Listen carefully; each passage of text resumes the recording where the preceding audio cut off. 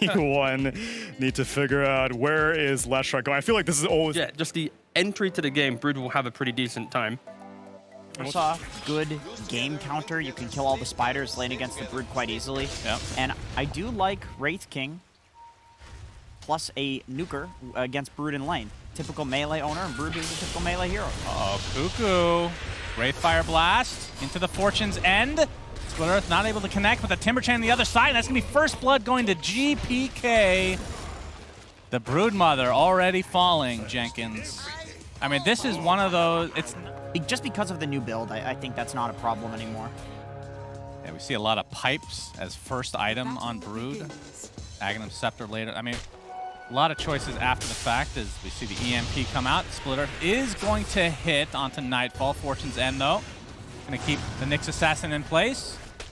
And it looks like another kill going the way of VP. So 2-0 start for them as Midas, and then eventually going for the Cataclysm and all that good stuff. Yeah, plenty of chain lockdown for Cataclysm, so eventually that will make sense. Whatever he builds into, eventually an Ags will come out. Carl, be careful. Very okay. GPK gets basically handed to him there.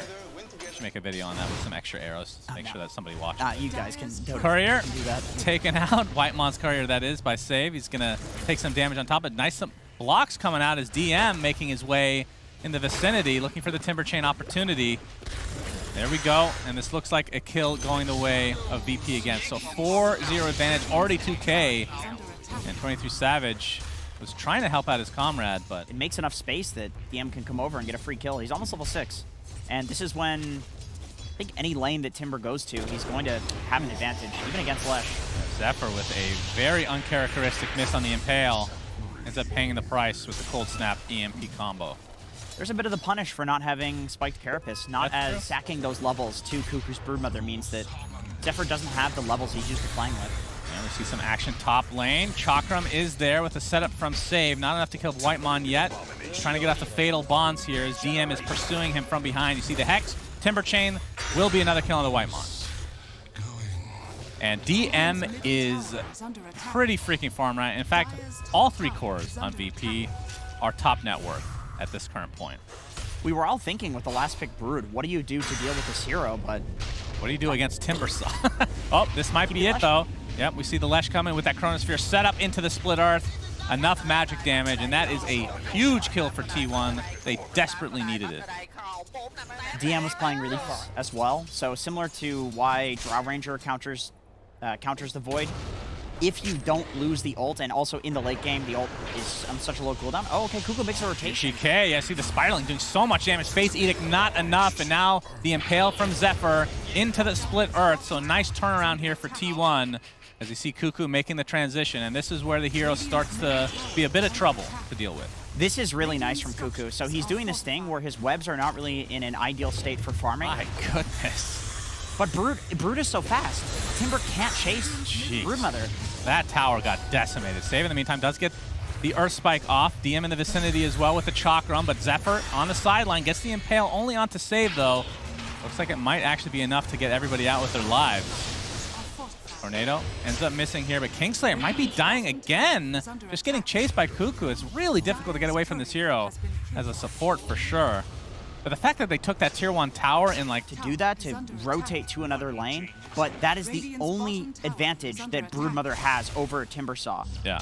Is to just run between the lanes quickly, and Timber spends all of this time chasing, and Timber's supposed to be the hero that's doing stuff at the moment.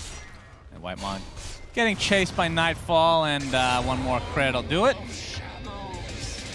Potentially ganked here. Trying to micro them to a high degree. GPK in the vicinity. Tornado misses though. Hits a couple of creeps, and that's about it. But a big stun from Zephyr onto 2.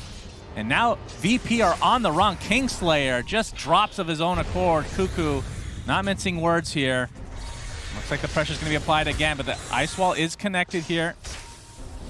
The slow progress is a Chronosphere on all 3 on the outer edges, but what is the follow-up? Buyback onto the Oracle now. The bash is online, so Save takes the tumble. Carl, in the meantime, taking some damage from the Chakram. We see the Sunstrike coming, but it's not going to connect on anybody as Nightfall has come to play as well. Tornado will hit the Leshrac. Trying to save him with Cuckoo here on the sideline. DM, you can see, taking some right-click damage, but As we Almost see the Radiant. Radiance now online at the 13.5-minute mark. So Nightfall still with that second life, but How is nobody dead? What's happening? Lion did die. That counts as somebody. Wow. Being faked out, GPK doesn't have a ton of mana to work with, and Nightfall still only with that level 1 ult, but running in, gets that Wraithfire Blast. It's going to be dispelled there by the Vendetta, or dodged, I should say. But Broodmother, on the other hand, is going to get bursted down between the Chakram and the Finger of Death. So VP getting full control of their jungle again. Just a little out of position there. You know, expecting that. End of it with that Split Earth, like you talked about. That is, I guess, their version of Wamokama. Not too bad. As Impale going to connect. T1 trying to surround DM here, but he is super tanky. And it looks like Zephyr's going to be the one that gets bursted down instead. Sunstrike coming up, but the counter initiation with that Chaotic Offering, the disengage, as Whitemon's little golem will take a tumble. So it's only 1 kill. We see these little like mini fights, and only like 1 person dies, 2 people at most. T1's very confident that they Good, in theory, chrono into whatever else that we talked about. But it does take some execution. We have some TPs down here. Cataclysm a little bit early. Not really going to hit anybody, but Chaotic Offering is only going to hit 1 because of the Yule Step on the save. And now the Chakram comes out. Nightfall in the midst of things. Oh, a big whirling death into the Timber Chain. Blows up 2 instantly on T1's side. And now they are on the run. DM opening up a can of whoop-ass on this Timber Saw. And that'll continue onto Whitemon. Wraithfire Blast applies and crits him down to the ground. Holy Jesus, DM. But we do see a 3-man smoke already from VP. Oh, there goes all the spiders. That's very sad for Cuckoo. Man, DM is... Oh, have to hold that thought as the Warlock looks to be dead here. Didn't have Chaotic Offering, obviously, so... Doesn't provide much for his team without that shard, Jenkins. Oh, he's going to get his TP cancel. Yep, there's the cancel. Sunstrike to follow. Down goes the Spider. VP starting to take a little bit of a lead now. 4K net worth lead, and they should be going for this tier 1. But we do have the Aghanim Scepter Burrow, just like every other game on Nyx Assassin. First item, brown boots. Okay, now you need the shard. Yeah, we have a 9-man smoke overall. Nightfall, the only one. Of course, he has that second life to work with. Zephyr burrowed up. No vision showing him right now, but double impale. All right, into the Chaotic Offering. They're using most of their resources onto Save, who's already only at half HP. And here comes the Cataclysm. Leshrac gets the Yule's off to save himself. The Chronosphere is going to clip 2, and it's the 2 supports. Very important to kill that Oracle, but both will buy back into the game. Now Carl trying to get out of this, but looks like he's going to fall here, but a nice Split Earth comes out. Ends up saving him in the end, and VP have to run, despite Zephyr being completely out of mana.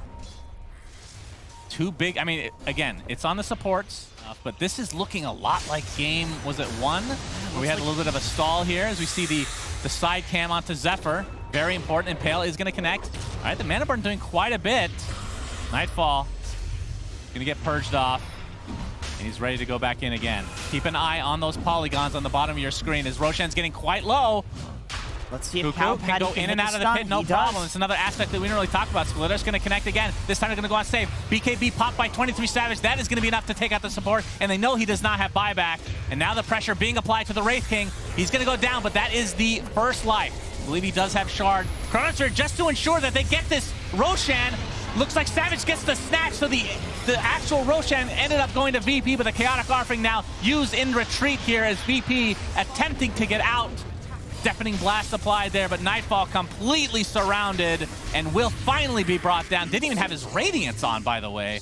Just trying to dodge that Spike Carapace, but interesting choice there. Either way, T1, very nice play overall. Yeah, refresher on GPK, so double Cataclysm available. But like you said, not the most setup to actually enable it. It's not reliable is the issue. If they can get Lion on top of somebody where he doesn't just immediately die, then it's going to be a lot of damage. Onto Nightfall, Zephyr not going to be able to hit the Impale there, but you can see the army of spiders are here.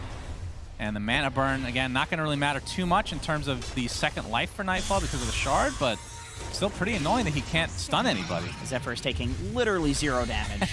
I mean, it's percentage heal versus percentage damage. Which wins in the end? Oh, Cataclysm combo, it's a double! It's not even that much damage though now. 23 Savage gets off the Chronosphere. Gonna focus on the Invoker, but there's the false promise that you talked about. Trying to do the damage through that with the Impale to follow. The Burrow Nyx is available still, getting those burrows, or the stuns constantly as we have the Chakram. Nice Impale again from Zephyr, saving his teammate, but it looks like the Lesh will finally be bursted down. Chaotic Offering was never used. It actually took out the Warlock immediately as Save getting right-click now with Cuckoo's ult as well, and Kingslayer in the trees. Double kill for Cuckoo. And T1. Oh, there's a gem, too. That's a big deal because that's exactly how they're going to scout the Nyx in these fights, so... Yeah, getting that pushed out. Cost the buyback on the save, and I mean, they grew their lead from 2 to 6K there in just this last few minutes. Yeah, so mostly the... T1 is in control right now. Oh man, the Vendetta with 23 Savage applying some right clicks. Time dilation, the fight. A bash again, DN. Timber chains to safety, but Cuckoo's here as well. So it looks like it's going to be the death of him. He has the flamethrower. Annoying to deal with, but not annoying enough. Does have buyback though. It's all of the spiders. I think the spiders are soaking up a ton of the damage. Okay.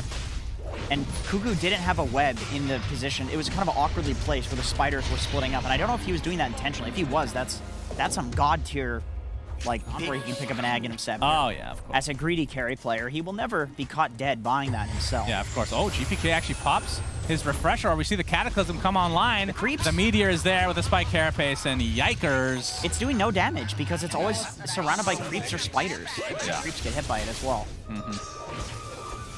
Well, who knew that Broodmother's Broodmother counter.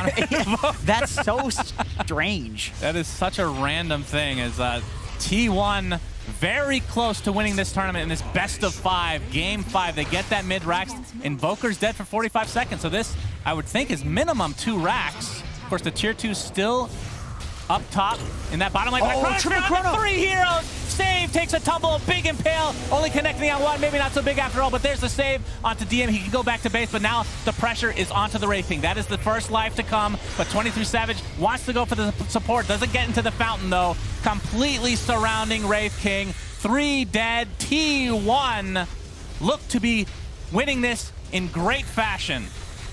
2 is not available for the taking. Zephyr just setting up his base here inside the VP base. He's going to spike Carapace, which stuns through that EMP. And they're just going to focus on the buildings, of course, with this Diabolic Edict. 60 seconds of no Wraith King. He's just going to walk right in. Oh, he gets Hexed, though. Has to be careful. Cataclysm to follow with a nice Yule Scepter. Who used that Yule Scepter, actually? What? That's a Wind Waker. Are you serious? I was going to say, we finally get to see it. As this tier 4 tower looked to be falling, you see the Time Walk reverse from 23 Savage, and it looks like T1 are going to be taking this game before Wraith King can even respawn. T1 looking so good. Another Cataclysm, but that one actually did decent damage, but it is over. T1 are your ESL 1 Summer 2021 Grand Champions. Jenkins. Yeah, they're a few $100,000 richer now. Yeah. And good lord, good Gaben, did they